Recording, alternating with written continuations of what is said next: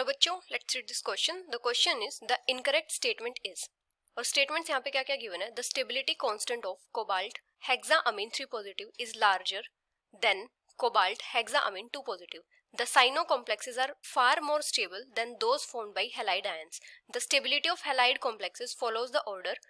सबसे कम स्टेबिलिटी होगी आयोडीन की, फिर ब्रोमीन की, फिर क्लोरीन की. The stability constant of copper tetrammine 2 positive is greater than copper di ethylene 2 positive. तो यहाँ पे हमारा की कॉन्सेप्ट क्या हो जाएगा?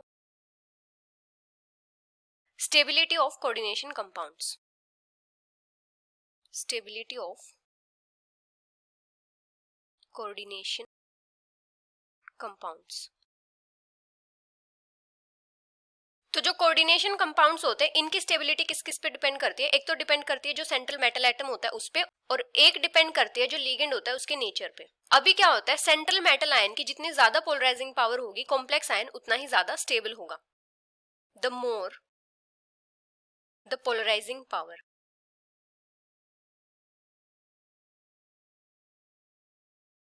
Of central metal ion,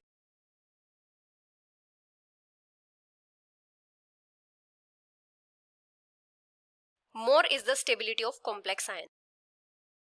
More is the stability of complex ion. अभी पोलराइजिंग पावर क्या होती है? Charge over radius. मतलब जिस भी कॉम्प्लेक्स में जो सेंट्रल मेटल आयन है उसका जितना ज्यादा चार्ज होगा वो उतना ही ज्यादा स्टेबल होगा. अभी लिगेंड के नेचर पे कैसे डिपेंड करती है?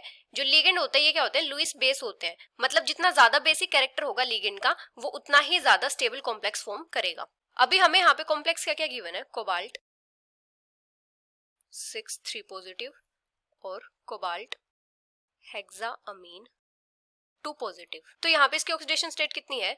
X+0. अमोनिया क्या होता है? न्यूट्रल लिगेंड होता है, इसके ऊपर 0 चार्ज होता है, इक्वल्स टू +3. यहाँ पे कोबाल्ट है +3 ऑक्सीडेशन स्टेट में और यहाँ पे कोबाल्ट है +2 ऑक्सीडेशन स्टेट में.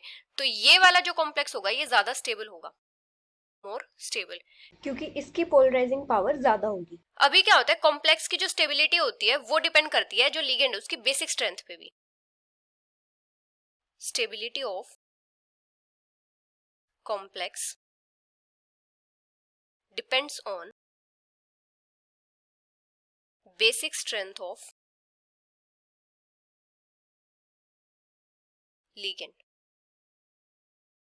मतलब लिगेंड की जितनी ज्यादा बेसिक स्ट्रेंथ होगी वो कॉम्प्लेक्स उतना ही ज्यादा स्टेबल होगा. अभी क्या होता है, जो साइनाइड आयन होता है ये ज्यादा बेसिक होता है हैलाइड आयन से.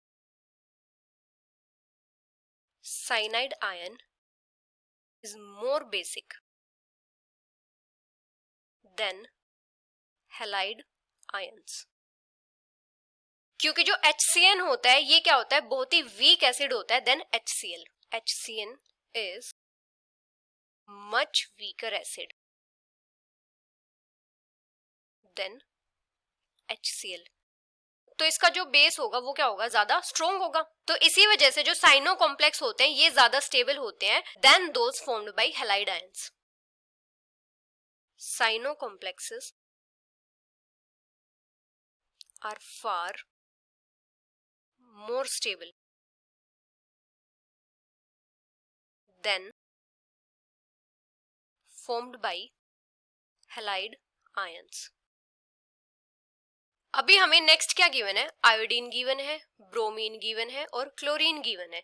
तो इनके जो हैलोजन एसिड्स होते हैं उनकी एसिडिटी का डिक्रीजिंग ऑर्डर क्या होता है? Decreasing order of acidity. सबसे ज्यादा एसिडिक होता है हाइड्रोजन आयोडाइड, हाइड्रोजन ब्रोमाइड और फिर हाइड्रोजन क्लोराइड. तो इनके जो हैलाइड आयंस होंगे उनकी बेसिसिटी का इंक्रीजिंग ऑर्डर क्या हो जाएगा? Increasing order of basicity of halide ions. सबसे कम बेसिक होगा आयोडीन, फिर होगा ब्रोमीन, फिर होगा क्लोरीन. तो हैलाइड कॉम्प्लेक्सेस की स्टेबिलिटी का ऑर्डर क्या हो जाएगा? सबसे कम होगा आयोडीन, फिर ब्रोमीन, फिर क्लोरीन. अभी क्या होता है, जो किलेटिंग लिगेंड्स होते हैं वो जो कॉम्प्लेक्स फॉर्म करते हैं उनका स्टेबिलिटी कांस्टेंट ज्यादा होता है मोनोडेंटेट लिगेंड्स के बजाय. तो यहाँ पे क्या हो जाएगा? जो स्टेबिलिटी कांस्टेंट होगा, constant of copper 2 positive is greater than that of copper NH3 whole 4 2 positive। क्योंकि यहाँ पे जो इथाइलिन डाइअमीन है ये क्या है, किलेटिंग लिगेंड है, किलेटिंग लिगेंड। तो ये क्या करेगा, स्टेबल मेटल किलेट्स फॉर्म करेगा।